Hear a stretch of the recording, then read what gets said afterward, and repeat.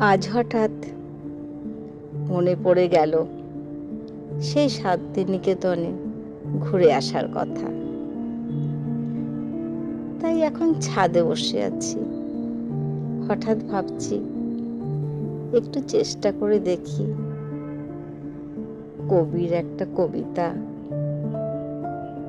ঠিক মতো মনে আছে কিনা। তাই বলছি, অঞ্জলি।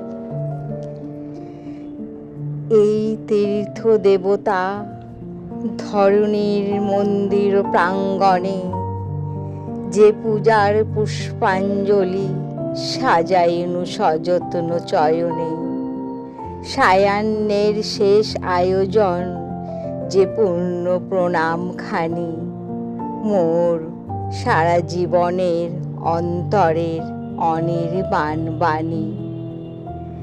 জ্বালাই রাখিয়া গেনু আরতির সন্ধ্যা দীপ মুখে, সে আমার নিবেদন তোমাদের সবার সম্মুখে।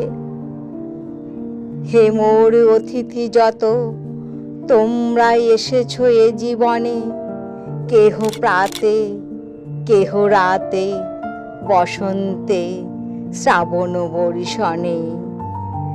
কারো হাতে বীণা ছিল, কেহ বা কম্পিত দীপশিখা। এনেছিলে মোর ঘরে দ্বার খুলে দুরন্ত ঝটিকা।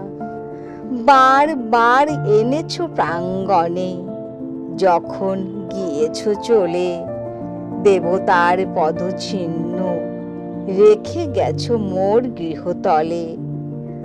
আমার দেবতা নিল তোমাদের সকলেরই নাম, রহিল পূজায় মোর তোমাদের সবারই প্রণাম।